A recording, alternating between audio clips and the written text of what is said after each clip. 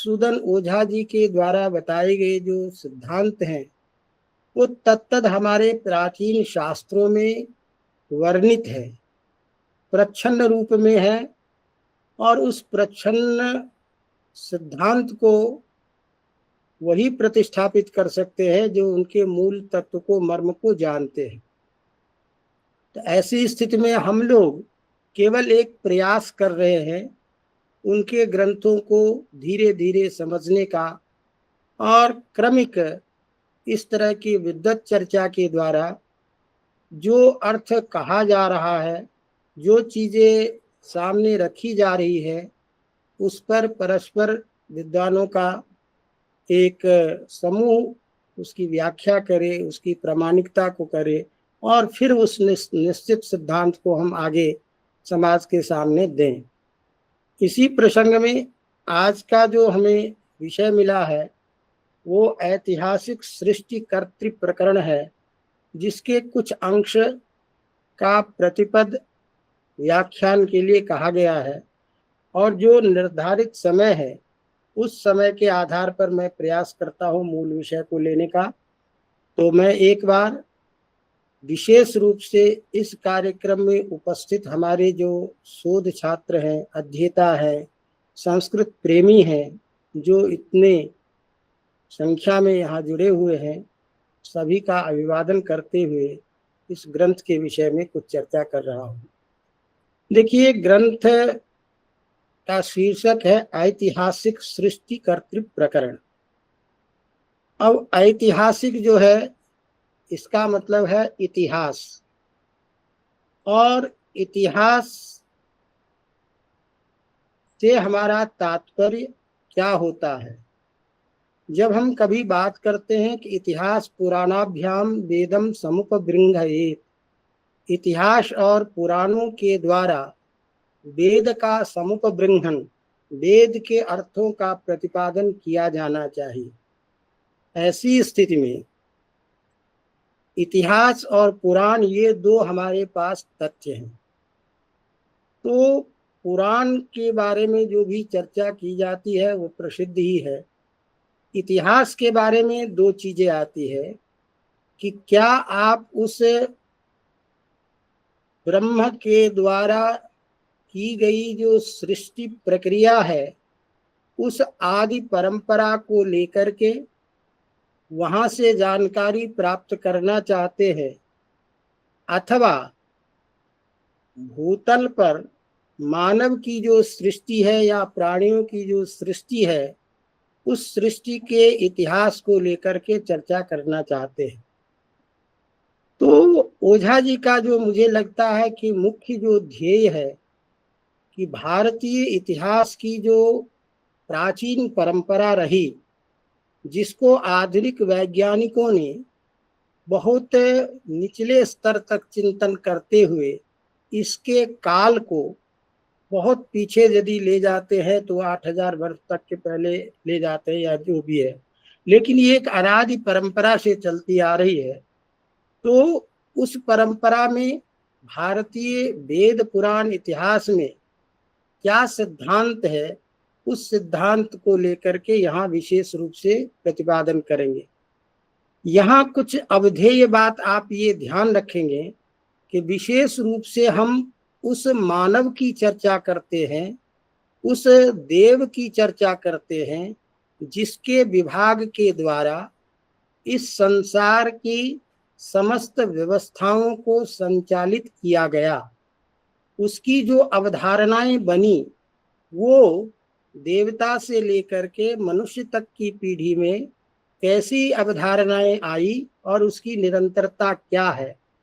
इसलिए जब हम इस इतिहास और पुराण की बात करते हैं तो कहते हैं ब्रह्मेतिहास मिश्रम रिंग मिश्रम गाथा मिश्रम वा भवति।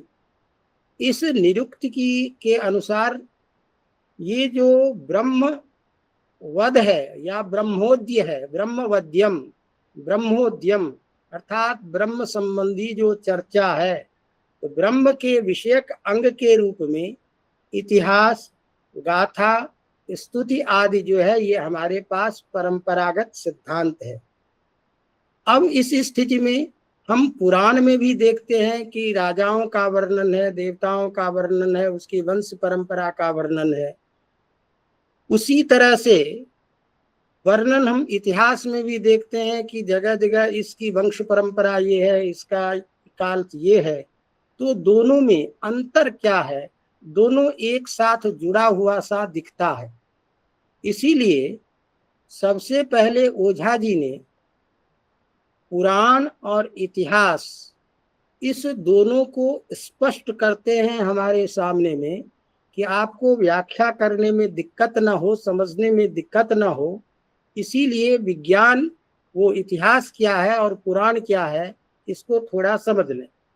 तो उनका मधुसूदन ओझा जी का कथन है, उन्हीं की उक्ति है, विज्ञान शास्त्रे प्रतिपादनीये लोकेति वृत्तस्य भवत्यपेक्षा तच्चेति वृत्तम द्विविधम पुराणेतिहास भेदात् प्रवदन्ति वृद्धाः। इस विज्ञान रूपी शास्त्र में जो प्रतिपादनी है लोक वृत्त, उसकी अपेक्षा होती है। और वह जो इतिवृत्त है वो दो प्रकार के हैं, एक इतिहास और एक पुराण। इन दोनों में यद विश्व सृष्टेरतिवृत्तिवासी वृत्तमासीत, उसमें विश्व की सृष्टि, समस्त संसार की सृष्टि की रचना जिसमें की जाती है, जिसका वर्णन सृष्टि की रचना से संबंधित जहां होता है, वो मुख्य रूप से पुराण कहलाता है। यच्च विश्व सृष्टेरितिवृत्तमासीत पुरातनम तद्धि पुराणमाहुः, उसी को लोग पुराण कहते हैं। और यच्चेतनानां तु नृणां चरित्रम पृथक् कृतं स्यात् स इह इतिहासः, मनुष्यों के चरित्र को, मनुष्यों के समय को, काल को लेकर के जहां उसकी इतिवृत्त की चर्चा की जाती है, उसको यहां आप इतिहास पद से समझिए।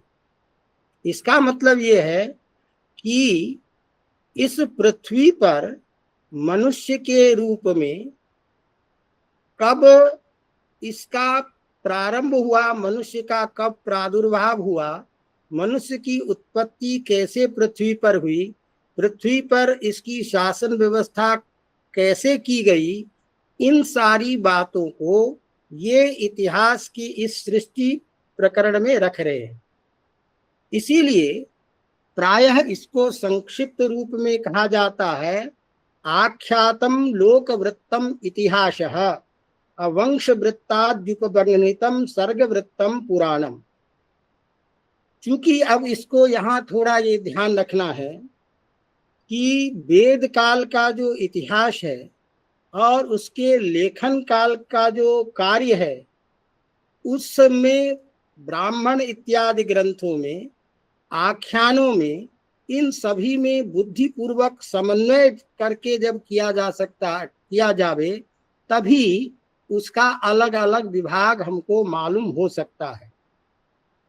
हम इस चीज को ध्यान रखें कि यहाँ जिसकी चर्चा कर रहे हैं वो ऋग्वेद का जो एक प्रसिद्ध मंत्र है, यत्र यज्ञेन यज्ञमजयन्त देवास्तानि धर्मानि प्रथमान्यासन् तेह नाकं महिमानः सचन्त यत्र पूर्वे साध्याः सन्ति देवाः।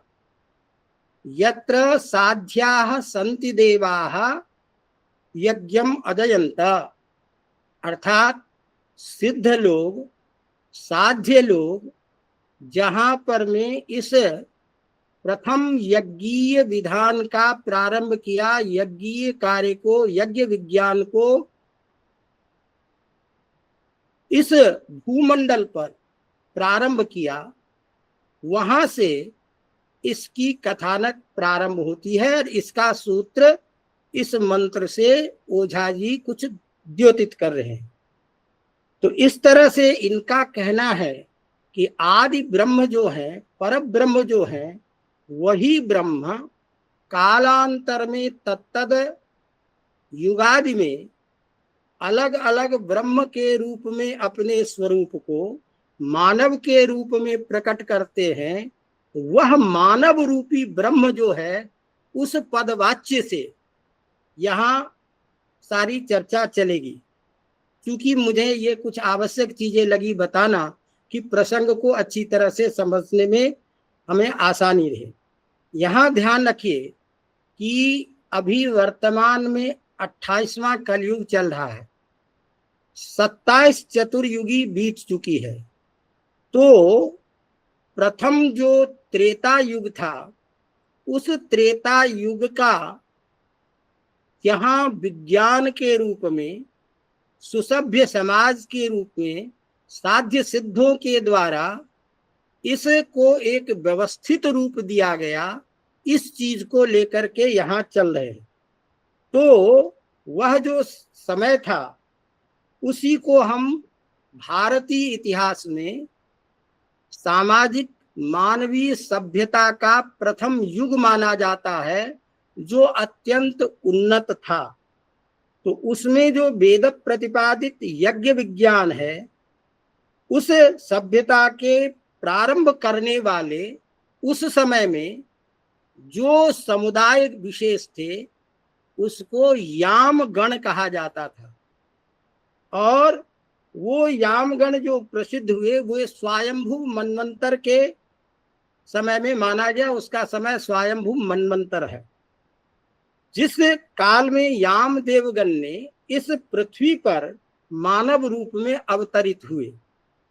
और यामगण के 3 विभाग कहे गए, एक तृप्तिमंत, ऋषिमंत और ब्रजकुल।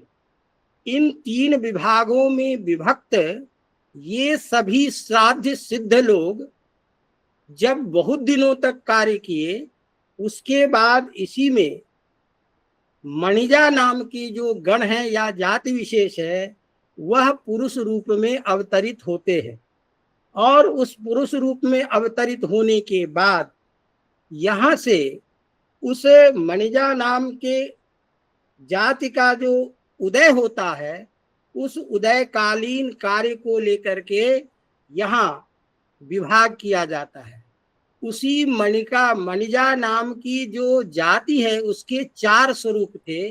उस 4 स्वरूप में एक साध्य गण है, जो साध्य गण को इसका मानव ब्रह्मा के रूप में चर्चा करके और उसकी व्याख्या करने के लिए यहाँ प्रवृत्त हो रहे हैं लौकिक इतिहास में।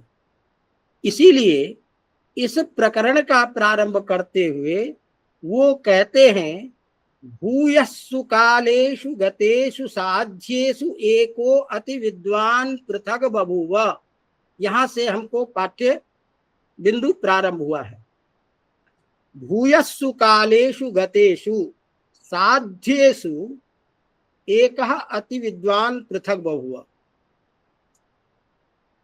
बहुत समय के बीत जाने पर, भूयस्सु कालेषु गतेषु, बहुत समय के बीत जाने पर, तो कौन सा समय बीत गया, कौन सा समय बीता जिसके बाद ये आया।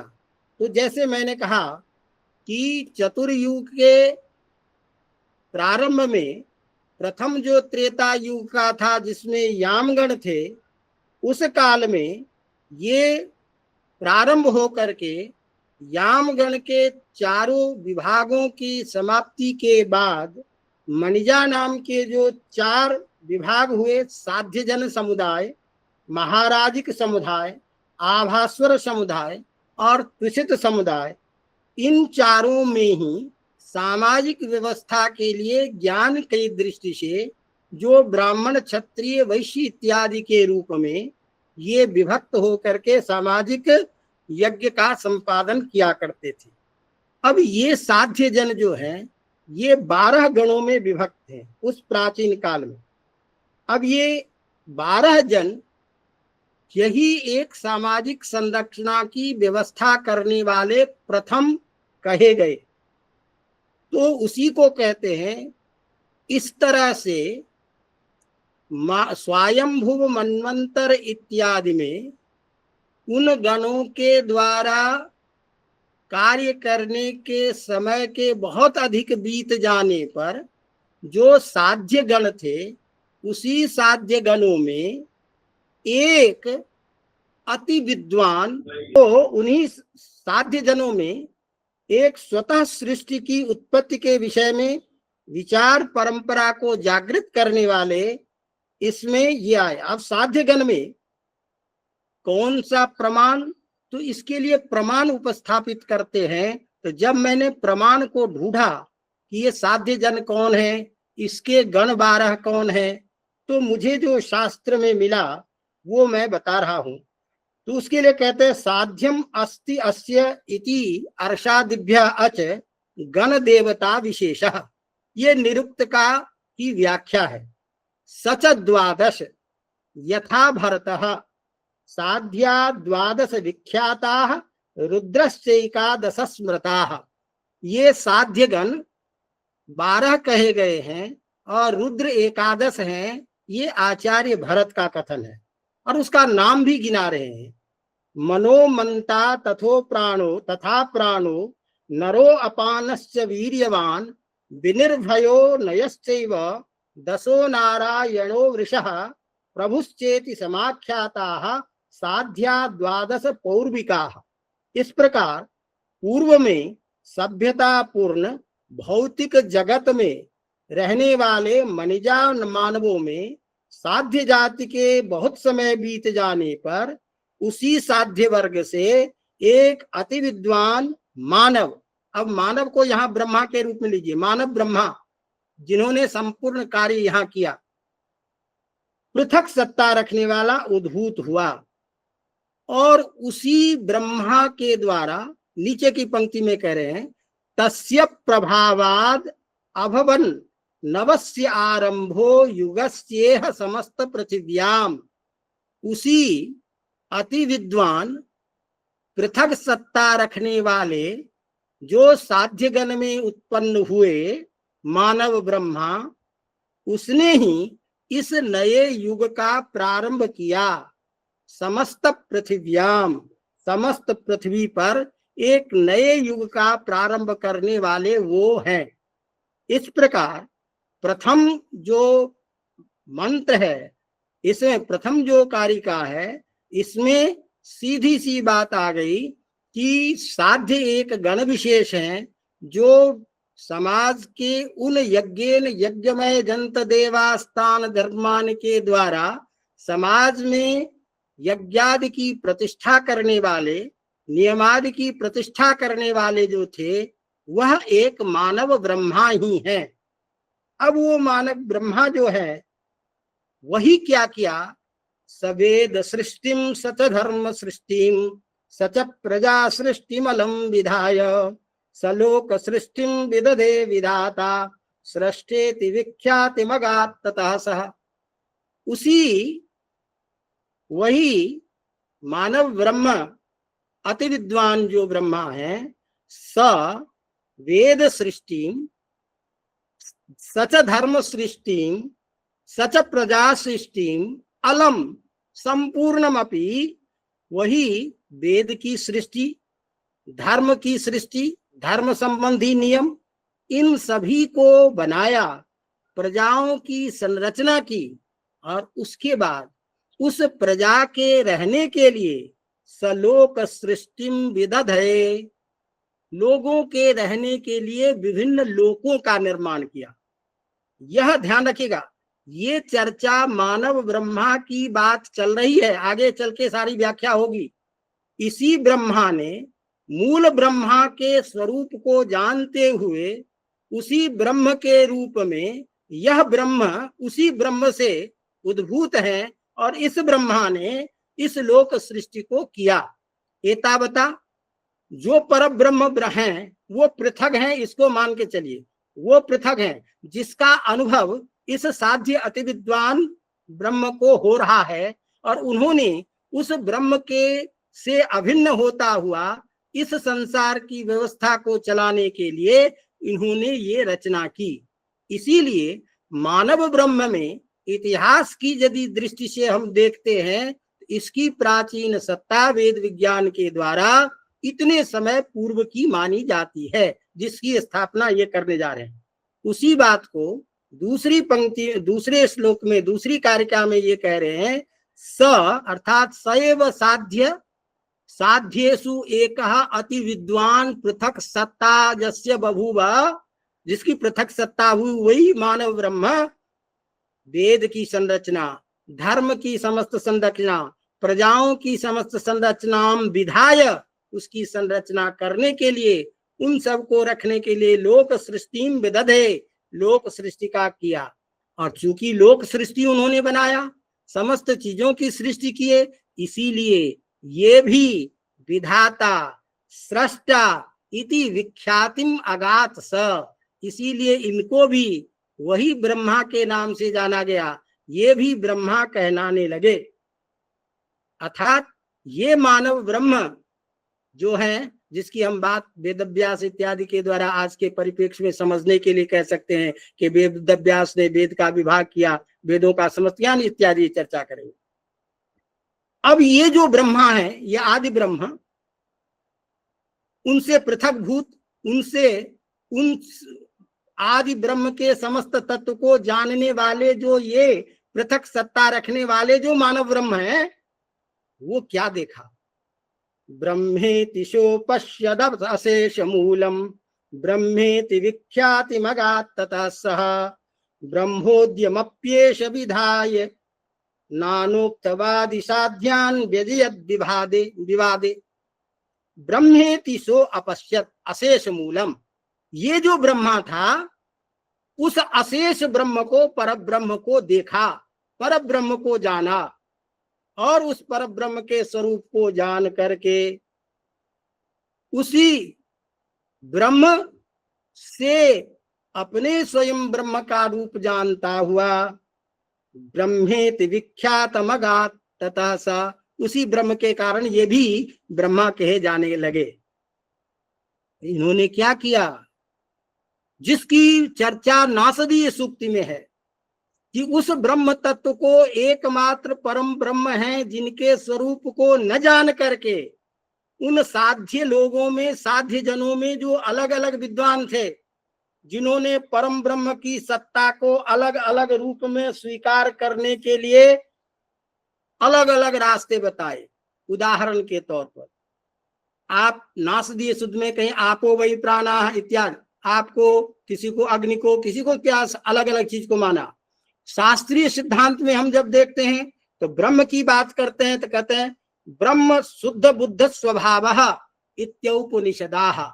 उपनिषद वाले जो हैं वो कहते हैं कि ब्रह्म कौन है? जो शुद्ध बुद्ध स्वभाव वाले हैं। हमारे कपिल आचार्य कहते हैं अति विद्वान। पौराणिक लोग कहते हैं कि वही पितामह है। विष्णु को भक्त कहते हैं पुरुषोत्तमाः।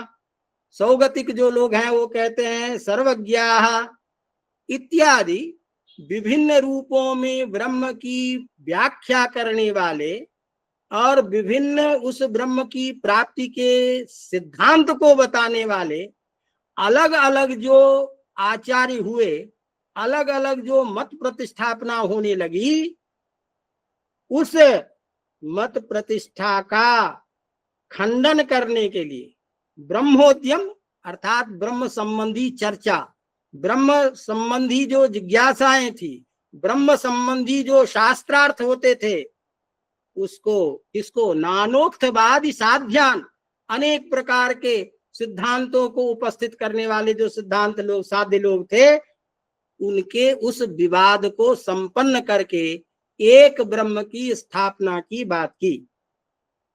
तो इस तरह इस ब्रह्मा ने ही परब्रह्म के उस तत्व की स्थापना के लिए ब्रह्म संबंधी सिद्धांत प्रतिपादित करने वाले जो साध्य गणों में अन्य लोग थे, उन अन्य लोगों के तत्तद ब्रह्मातरि ब्रह्म के मूल रहस्य को न जान करके भिन्न भिन्न मार्ग को बताने वाले जो पंथ थे, रास्ते थे, उसको खंडन करके और उस ब्रह्म की स्थापना को प्रतिष्ठापित किया और उसके विवाद को समाप्त किया। उसी बात को लिखते हैं कि स ब्रह्मेति सोपश्य दशेश मूलम ब्रह्मेति विख्याति मगात् ततः सः ब्रह्मोद्यमप्येष विधाय नानोक्तवादि साध्यान व्यजत विभासे विवादे। इस तरह से इस विवाद का उन्होंने संपन्न किया। अब ये जो ब्रह्मा है जिसकी आप मानव ब्रह्मा के रूप में बात कर रहे हो, ये मानव ब्रह्मा कहाँ उत्पन्न हुए, अब इसकी चर्चा कर रहे हैं। जिसके लिए ध्यान रखिएगा, जिसको पता हो कि ये सप्तद्वीप जो है ये पृथ्वी पर ही है, और सप्तद्वीप की जब व्याख्या करेंगे तो जम्बू द्वीप ही जब अपना यह जो एशिया भूमंडल है संपूर्ण आता है और उसके विशाल क्षेत्र की चर्चा तत्त शास्त्रों में की गई है। तो यहाँ ध्यान रखिए कि कोई भी जो चर्चा हो रही है समस्त द्वीप इस भूमंडल पे ही है। यहीं पर में आप इंद्र विजय इनके ग्रंथ को पढ़ेंगे तो स्वर्ग लोक भी यही है, जिसकी चर्चा हम लोग छोटे छोटे ग्रंथों में करते हैं कि हिमालय के उत्तरी प्रदेश में ध्रुव के नीचे जो वह पर्वत क्षेत्र है वो देवलोक कहा जाता है इत्यादि। हम अलग प्रसंग में नहीं जाएंगे, लेकिन एक बात आएगी कि ये ब्रह्मा जो है, जिस आदि ब्रह्मा मानव ब्रह्मा की आप बात करते हो, ये ब्रह्मा कहाँ जन्म लिए। तो उसके लिए अगली कारिका कहते हैं, अगला श्लोक, ब्रह्मा अग्रही जन्म तु पुष्करे पुरेति चाश्रूयत गोपथ श्रुतौ जम्बू सरित सन्निहितम ही पुष्करम तद यद मुखारेत्युदितम विधर्मभिः। ब्रह्मा अग्रहीत जन्म, ये जो ब्रह्मा है ये ब्रह्मा पुष्कर में जन्म लिए। पहले सबसे पहले ये ब्रह्मा पुष्कर क्षेत्र में उत्पन्न हुए। ये बात गोपथ श्रुति में, गोपथ ब्राह्मण इत्यादि में कही गई है। गोपथ ब्राह्मण के आधार पर यह जो मानव आदि ब्रह्मा हैं ये पुष्कर क्षेत्र में उत्पन्न हुए। वह पुष्कर क्षेत्र पुष्कर क्षेत्र कहाँ है? जम्बू सरित सन्निहितम ही पुष्करम। जम्बू सरित, जम्बू नदी जो है जम्बू द्वीप के उस सरित के पास में ये पुष्कर क्षेत्र है, जिसको हम अलग अलग देशों में मध्य देश, अफगानिस्तान इत्यादि सब बोलते हैं, वो सारा क्षेत्र आया। तो जिसको आज की भाषा में विधर्मी लोग जो हैं बुखारा के नाम से जानते हैं। अब ये बुखारा जो प्रांत है अफगानिस्तान इत्यादि प्रदेश से सटा हुआ प्रदेश है, वो पुष्कर क्षेत्र के नाम से यहाँ कह रहे हैं कि ब्रह्मा अग्रहीत जन्म तु पुष्करे पुरेति चाश्रूयत गोपथ श्रुतै। गोपथ ब्राह्मण के आधार पर ये दिखाई दे रहा है कि ये पहले ब्रह्मा पुष्कर क्षेत्र में उत्पन्न हुए, और जो पुष्कर क्षेत्र जम्बू सरित के पास में है, जिसको विधर्मी लोग, यवन लोग आजकल बुखारा के नाम से जानते हैं, माने आज की दुनिया में बुखारा क्षेत्र के नाम से जो प्रसिद्ध है। अब ये जो ओझा जी कह रहे हैं गोपथ ब्राह्मण में ये श्रुत है, तो गोपथ ब्राह्मण की का प्रमाण दे रहे हैं। तो उस प्रमाण को हमने जब ढूंढा तो प्रमाण हमको मिला गोपथ ब्राह्मण का प्रथम कंडिका का छठा ये मंत्र है, ध्यान दीजिएगा। ब्रह्म हवै ब्रह्माणम पुष्करे ससर्जे, ये गोपथ ब्राह्मण का है प्रथम कंडिका के 16वें मंत्र में।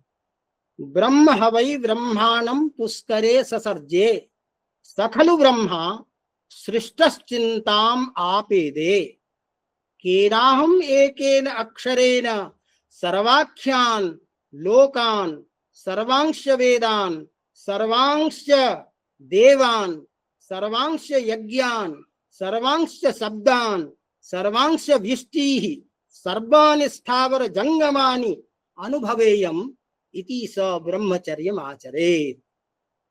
यह जो ब्रह्मा जो है पुष्कर में जन्म लेने के बाद, अर्थात ध्यान दीजिएगा, यहीं से शास्त्रीय चिंतन जागृत हुई कि ये संसार क्या है, ब्रह्म कौन है, इसकी उत्पत्ति कैसे हुई, कैसे इस सब की हम रचना करें।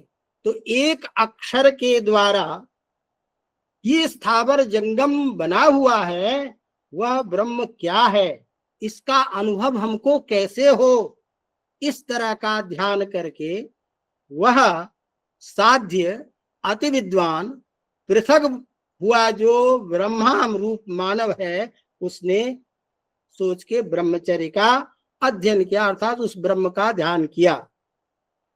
इस तरह से यह पुष्कर क्षेत्र में ब्रह्मा उत्पन्न हुए, इसकी बात को अन्य लोग भी अन्य जगह भी कहा गया है। ब्रह्मपुरम यत् पुष्कर मध्य बुखारेति गद्यते यच्च तत्रत्यम इंद्रमूचे बृहद्दिवो अथर्वाणः। अर्थात वरुण का जो पुत्र अथर्वा और अथर्वा का पुत्र बृहद्दिव, अथर्वा ऋषि को ब्रह्मा ने अपना मानस पुत्र बनाया, और वो ब्रह्म के मानस पुत्र होने के कारण और ब्रह्म स्वयं पुष्कर क्षेत्र में होने के कारण अथर्वा और इनका पुत्र जो बृहद्दिव था वो भी पुष्कर क्षेत्र में ही आकर के रहने लगे। तो इस तरह से यह ब्रह्मा प्रथम पुष्कर क्षेत्र में उत्पन्न हुए, जो जम्बू शरीत के सन्निहित प्रदेश में है, जो आजकल यवन के अधीन है और जिसको यवनों के द्वारा बुखारा के नाम से जाना जाता है। इसी पुष्कर में तत्तद ऋषियों का यहाँ उद्भव हुआ और समस्त शास्त्रों की संरचना आचार्य उन लोगों ने प्रारंभ की। इस बात को आगे की कारिका में कह रहे हैं, ब्रह्मास्तथर्वापिश पुष्करेस्मिन् यज्ञे अतनोद्य यज्ञ पथांश्च तत्र आथर्वनेस्तु यत एष एव ब्रह्मा न चाद्यस्त्विति कश्चिदाह। ब्रह्मास्त्वथर्वापिश पुष्करेस्मिन्, वह ब्रह्मा और वह अथर्वा ऋषि आदि इसी पुष्कर क्षेत्र में, उस पुष्कर द्वीप में ही अथर्वा अर्थात अथर्व वेद को जानने वाले जो विद्वान थे, ब्रह्मा नाम से जो अन्य रूप में उत्पन्न हुए थे, उन्होंने वहां विभिन्न यज्ञों का विस्तार किया, अतनोत विस्तार किया, यज्ञ पथांश तत्र यज्ञ के विभिन्न मार्गों का विस्तार किया। और इसीलिए किसी का कहना है कि आथर्वणोस्तु यत एष एव ब्रह्मा न चाद्यस्त्विति कश्चिदाह। किसी का मत है कि यह अथर्वेद संहिता में जो है उसी अथर्वा ब्रह्मा की स्तुति की जाती है, इसके अतिरिक्त और कोई ब्रह्मा नहीं है। उसी को कहते हैं नीचे की कारिका में कि न चाद्यस्त्विति कश्चिदाह कश्चिद एवं भूताः न कश्चिद अन्यः आसीत् अयमेव अथर्वा ब्रह्मा स्तूयते। इसी अथर्वा की स्तुति जो है की जाती है। तो इस तरह से इस अथर्वा की स्तुति जब की गई तो इसी को कहते हैं, इसमें ध्यान रखिए कि आथर्वणेस्तु यत एष एव ब्रह्मा न चाद्यस्त्विति कश्चिदाह। तो अब अथर्वा ऋषि आ गए, उन सब ने यज्ञ का विस्तार किया। उसी अथर्वा ऋषि की स्तुति ब्रह्म के रूप में की जाती है। इसमें क्या प्रमाण? उसके लिए ऋग्वेद का मंत्र दे रहे हैं स्वयं ओझा जी। त्वामग्नि पुष्करा दध्यतर्वा निरमंथत मूर्धनो विश्वस्य वादत तमुत्वा दध्यंग ऋषि पुत्र ईधे अथर्वणः वृत्रिहनम पुरंद्रम। ये ऋग्वेद मंत्र का प्रमाण के रूप में यहाँ दे रहे हैं कि यही लोगों ने, अथर्वा आदि ने उस यज्ञ का विस्तार किया और उस में अथर्वा ऋषि की ही स्तुति की जाती है। तो क्या स्तुति की गई है अथर्वा ऋषि के द्वारा? तो उसको कहते हैं कि ये जो अथर्वा है, त्वाम अग्ने पुष्करात, हे अग्नि देवता, उसकी स्तुति के रूप में कहा था, हे अग्नि देवता, अथर्वन अग्नि के रूप में, हे अथर्व अग्नि देवता, अथर्वन अग्नि के रूप में, अर्थात अथर्वा ऋषि के द्वारा अग्नि के उत्पन्न, आपको अथर्वा ऋषि ने ही अग्नि उत्पन्न किया था, अग्नि के रूप में उत्पन्न किया था। इसीलिए यही अथर्वा ने आपको बल दिया, आपकी वृद्धि की, आपके स्वरूप को बढ़ाया। इसीलिए उसी अथर्वा ऋषि के वृद्धि के आधार पर जो दध्यंग दधीच ऋषि है, उन्होंने यज्ञ वज्र आदि बना करके वृत्रासुर के नष्ट के लिए दिया। तस्मात्, उसी को कहते हैं, तस्मात् पुत्र ऋषि पुत्र ईधे अथर्वना वृत्रहनम पुरंदरम। यह इंद्र जो है, उस इंद्र को दिया था वृत्रहन को, वृत्रासुर को मारने के लिए। तो इस तरह से इसी अथर्वा ऋषि को ब्रह्मा के रूप में, अग्नि को उत्पन्न करने वाले के रूप में यहाँ स्तुति की गई है। इसमें प्रमाण के लिए ये उपस्थापित कर रहे हैं। अब इसी को आगे कहते हैं, त्वामग्नि पुष्करा दध्यधर्वा निर्ममंथ मूर्धनो विश्वस्य बाधता। आपको पुष्कर में मंथन के द्वारा श्रेष्ठ स्थान प्राप्त कर रहे हैं अग्निदेवता, आपका मंथन करके अथर्वा ऋषि ने ही आपको बनाया। क्यों बनाया? आपकी वृद्धि करते हुए और असुरों के संहार के लिए बनाया। तो इत्यादि मंत्र ही जगतो मूर्ध स्वरूपतः पुष्करतो ही अथर्वा अग्निम दितेने यरणिम प्रमथ्य प्राग यज्ञाग्निर्भवति स यज्ञ।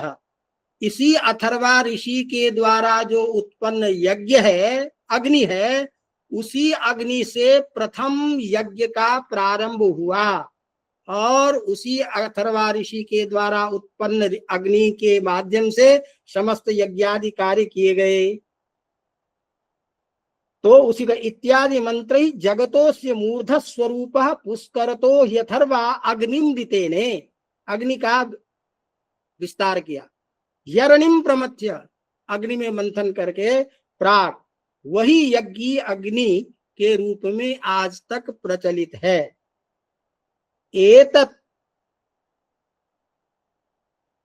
एतान्नुमंत्रान् उपलक्ष्य पूर्वे अथर्वोद्भवं पुष्कर के यदाहु सत्यम नु तत्पुरुष तत्पुष्कर्पणे आसीत् दध्युथर्वणोथर्व कृतोधिदैवम।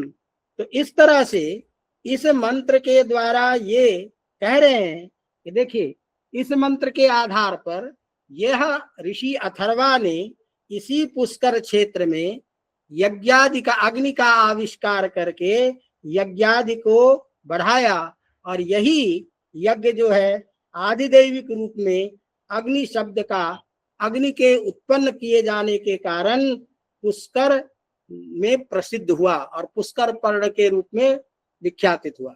अब आगे चर्चा भी करेंगे। पुष्कर शब्द के अलग अलग अर्थ भी आते हैं, तो कई अर्थ हैं। तो पुष्कर का एक कमल पत्र है जिससे सप्तपर्ण के रूप में पृथ्वी को ही पद्म के रूप में माना गया है। अब इसकी चर्चा तो इंद्र विजय इत्यादि में पूरा, इसमें भी आता है, इस ग्रंथ में भी आता है कि पृथ्वी को जो कहते हैं कि ब्रह्मा कमल की उत्पत्ति जो नाभ से हुई, इस भगवान विष्णु के नाभ से, वह पद्म पत्र के रूप में पृथ्वी का विभाग है और ये विभाग जो है यहीं पर में ब्रह्मा जी ने किया। तो इस तरह से उस कमल की सत्ता को पृथ्वी के रूप में भी अलग अलग ग्रंथों में, वेदादि शास्त्रों में कहा गया है, जिसका सब प्रमाण यहाँ पूर्व अपर अध्याय में ओझा जी देते हैं। तो हम उसकी चर्चा न करके अपना जो चल रहा है तो उसी पे आ रहे हैं। एतानु मंत्रान उपलक्ष्य, इसी मंत्रों को उपलक्ष्य करके, इसी मंत्रों को ध्यान में रख करके कहते हैं कि अग्नि का उत्पन्न हुआ, अथर्वा ऋषि ने अग्नि को उत्पन्न किया। वह जो सत्य अग्नि है वही आदिदैविक रूप से प्रतिष्ठित होकर के आगे यज्ञ के रूप में विस्तृत होते लगा। इसीलिए यह ब्रह्मा की स्थिति इसी पुष्कर में हुई है, ये सिद्ध होती है। फिर भी ब्रह्मा की स्थिति को पुष्कर में होनी चाहिए, इस बात को जन्म और पुष्कर में अग्नि का जन्म, अथर्वा ऋषि का जन्म और उसकी वृद्धि भी पुष्कर में ही हुई, ये सारी चीजें सिद्ध होती है। इसी बात को लिखते हैं द्वितीय मंत्र में, आगे कहते हैं ये सत्यम तु तत्पुष्करणे यशासीत अग्नुद्भवोथर्व कृतोधिदैवम, अधिदैव आदि कार्यों का यज्ञ का विस्तार हुआ।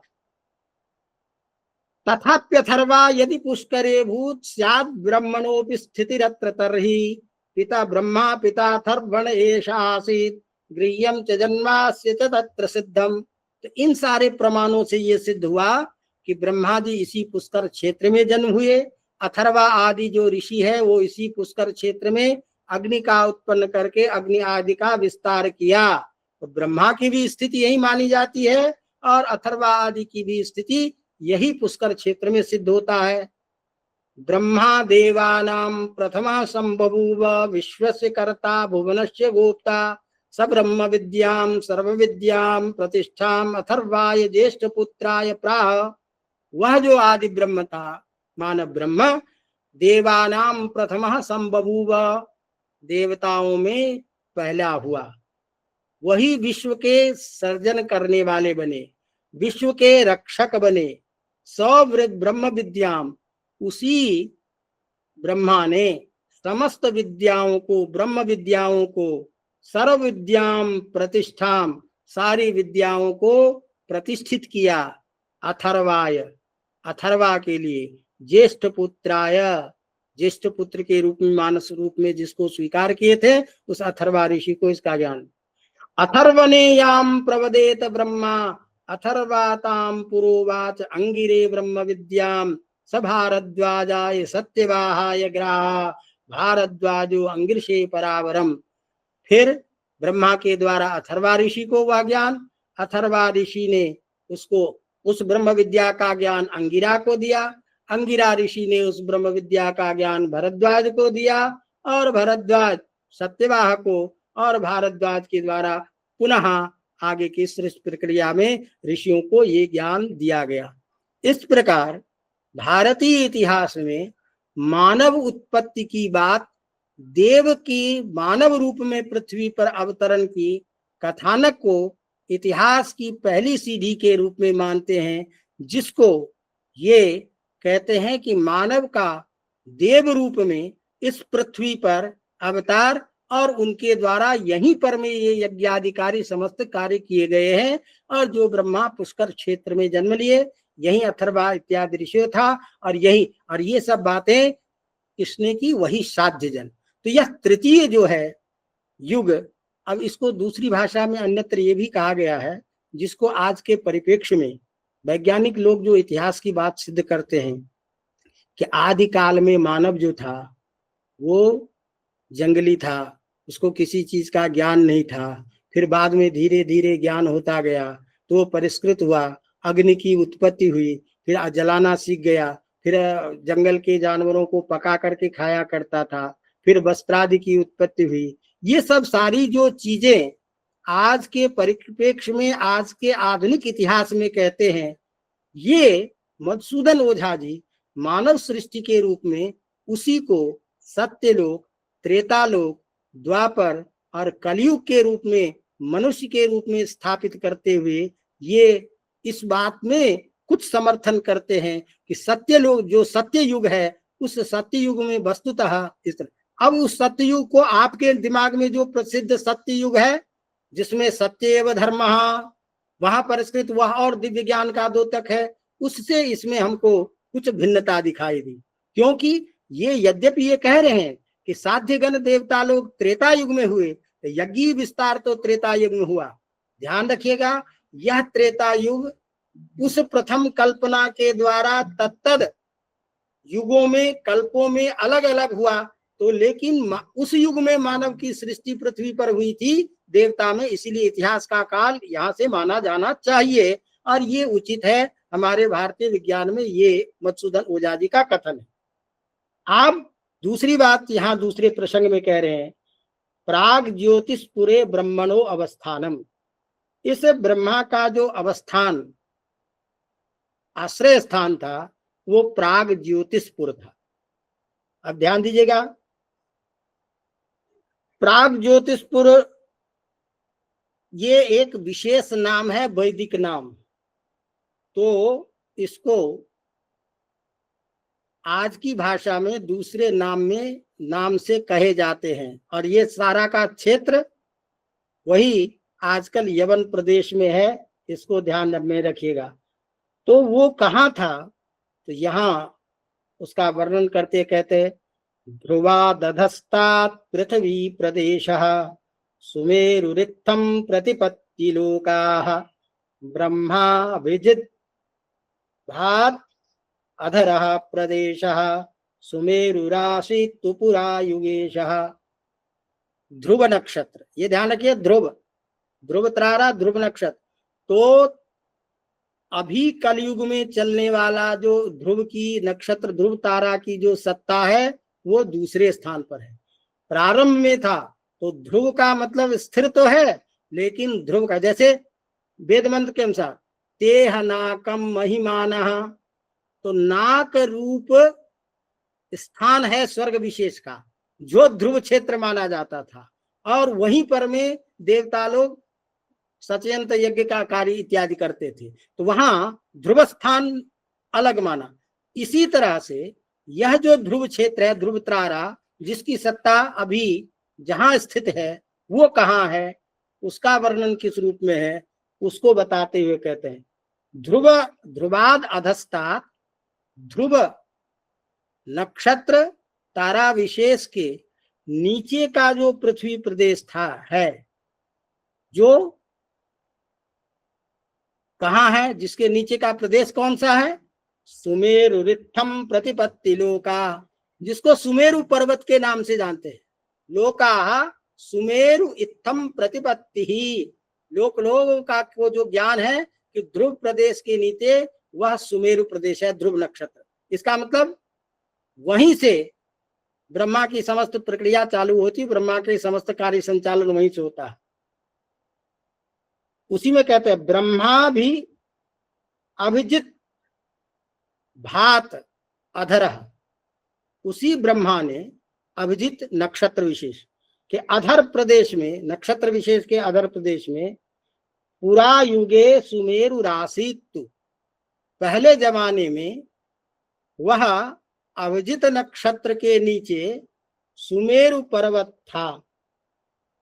अभी वह सुमेरु प्रदेश जिसको लोग जान रहे हैं वह अवस्थित है, जहां आजकल सुमेरु पर्वत के रूप में कहा जा रहा है। इस बात को इन्होंने प्रमाण के साथ कैसे कहा, इसका क्या प्रमाण, इस प्रमाण के लिए जब हमने ग्रंथ देखा तो कालिका पुराण में ये चीजें, जिसका निर्देश ओझा जी स्वयं भी कर रहे हैं, कहते हैं प्राग ज्योतिषम नक्षत्रम यथ, प्राक मने पहले, ज्योतिष मने नक्षत्र था जहां पर, उसको प्राग ज्योतिषपुर कहते हैं। तो तदुक्तम कालिका पुराणे अत्रैभिः स्थितो ब्रह्मा प्राग नक्षत्रम ससर्जः ततः प्राग ज्योतिषाख्येयम पुरी शक्र पुरी समा।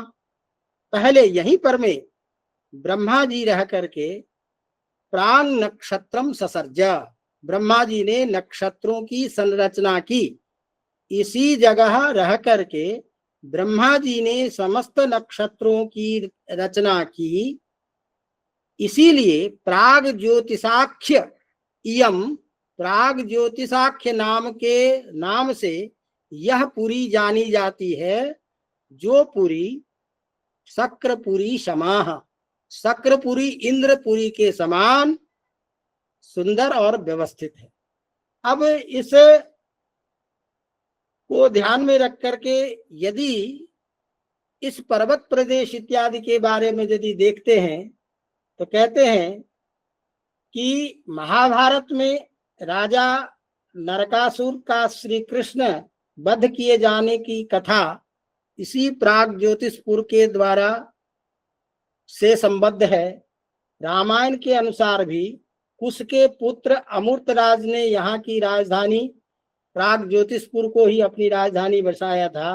वाराहमिहिर ने भी राजशेखर आदि ग्रंथ में इसे पूर्व प्रदेश मानते हैं और उस पूर्व प्रदेश को ही आजकल असम का जो पूरा हिस्सा है वो प्राग ज्योतिषपुर कहलाता है, जो कामाख्या के भी नाम से प्रसिद्ध है। इसीलिए कहते हैं तस्मिन् सुमेरौ वितत प्रदेशे प्राग्ज्योतिषं नाम पुरी पुरं यदासीत् ब्रह्मैष तत्र न्यवशंस कृत्वा लोक व्यवस्था नखिलान शासनात्। वही सुमेरु पर्वत पर जो कैसा था, वितत प्रदेश, अत्यंत फैला हुआ।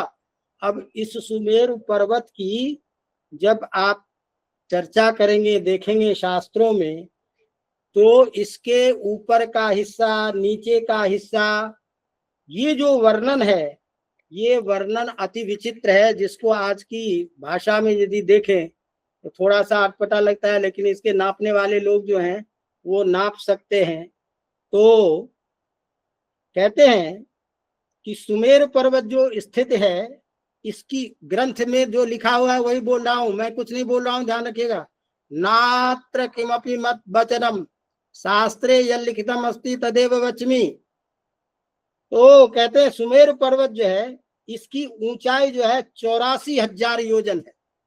वितत प्रदेश आप कह रहे हो, यह जो सुमेर प्रदेश का वितत प्रदेश है, अत्यंत फैला क्षेत्र है, जिसपे ब्रह्मा जी रह करके सबसे पहले सारे नक्षत्रों को बनाया और उसी से, वहीं से बैठ करके समस्त लोगों का शासन कर रहे हैं, जो अभी मंत्र में कह रहे हैं। तो कितना वितत प्रदेश था, इसका जब ग्रंथ का आलोडन किया जाता है तो क्या लगा कि इसकी ऊंचाई 84,000 योजन। एक योजन में गुरुजी हमारे बैठे हैं तो गुरुजी समझते हैं कि इतना कोस होता है। तो अब इसको गुना कर दीजिए 4 कोस से, 3 कोस से, जो भी मानते हैं, तो इतना बड़ा तो इसकी ऊंचाई का क्षेत्र है। नीचे जो है, इसके नीचे सुमेर पर्वत जो पृथ्वी के नीचे है, वो 16,000 योजन का क्षेत्र है, जो सुमेर पर्वत का निचला हिस्सा पृथ्वी के अंदर में बैठा है, छिपा हुआ है।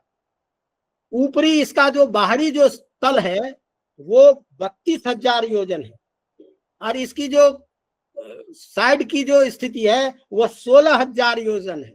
अब इस तरह से इसकी यदि हम चर्चा करें तो इतने बड़े प्रदेश में ब्रह्मा जी का अवस्थान, जिस सुमेरु पर्वत को लेकर के, हिमालय की उस क्षेत्र को लेकर के आज देवस्थान भी हम बोलते हैं कि देव प्रदेश वो कहा जाता है इत्यादि।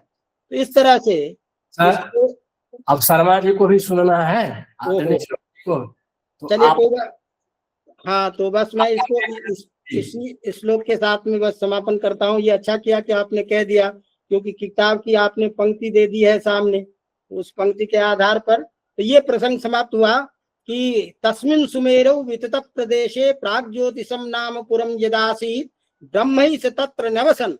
वहां ब्रह्मा, ये ब्रह्मा वही निवास किए और लोक व्यवस्थाम अखिलान अशासत, सारी लोक व्यवस्था को वहीं से संचालित किया। सवेद शास्त्राणि विरच्य तेषां द्विधा विभागान् निपुणं व्यधत्त विज्ञान हेतोरुपवेद भागान् ज्ञानाय वेदान् अकरोत् प्रधानम।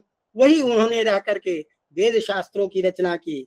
वेदों को 2 रूप में बनाया, एक लोक और वेद एक विज्ञान के रूप में। तो वेद में वर्णित दोनों चीजें हैं, सांसारिक समस्त चीजों का भी ज्ञान और विज्ञान भी। एतावता। अब ध्यान दीजिए, ज्ञान और विज्ञान क्या है इसको भी समझना पड़ेगा। आजकल लोग बहुत बोलते हैं ज्ञान विज्ञान।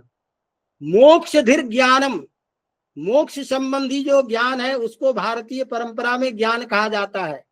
विज्ञानम शिल्प शास्त्रयो, विज्ञान कहा जाता है शिल्प शास्त्र। शिल्प शास्त्र से हमारा तात्पर्य है किसी भी चीज के निर्माण की प्रक्रिया। कितना भी बड़ा वैज्ञानिक क्यों न हो, ईश्वर की जो 5 भौतिक सृष्टि है इस सृष्टि से अतिरिक्त दुनिया में कोई नई चीज का प्रादुर्भाव कोई विज्ञान नहीं कर सकता, वैज्ञानिक नहीं कर सकता, बल्कि ईश्वर के प्रदत्त 5 वस्तुओं को ही जोड़ जाड़ के घटा के एक दूसरे को मिला करके जल से पानी बिजली बना ले, अन्य बना ले, लेकिन किसी वैज्ञानिक में यह सामर्थ्य नहीं है कि पंचभूतों से अतिरिक्त किसी पदार्थ का सृजन करे। वो ब्रह्मा है। तदेव सृष्टि, वो सृष्टि को लेकर के चलने वाले जो है, वह विज्ञान का भाग भी इसी वेद में कहा, विज्ञान हेतो रूप वेद वागान ज्ञानाय वेदान करोत् प्रधाना धर्मार्थ कामा हि त्रिवर्ग वर्गा विज्ञान हमेशा विषया विभक्ता। उसी में धर्म अर्थ काम मोक्ष इत्यादि सारे संबंध और ज्ञानम तु मोक्षा ये आ गया, इसमें भी आ गया। और वह ज्ञान जो है उसका मुख्य उद्देश्य था मोक्ष। तदात्म सारम साधारणम तद विषयाय वेदा, और लौकिक संबंधी जो ज्ञान है उसको ज्ञान के लिए वेद का जो साधारण ज्ञान था वो भी ज्ञान है। इस प्रकार यह ज्ञान लौकिक अलौकिक समस्त तत्वों को देने वाला है, ज्ञान विज्ञान समस्त चीजों को देने वाला है। इसीलिए मुझे लगता है ये सूक्ति चलती है, सर्वम वेदात् प्रसिद्धति, वेद से सारी चीजें सिद्ध हो सकती है। और उस वेद की रचना इसी भूमंडल पर हुई, इसीलिए हमारा इतिहास का काल जो है ये 5000 6000 वर्ष पहले नहीं कहा जा सकता। इस बात को मधुसूदन ओझा जी ने सिद्ध किया।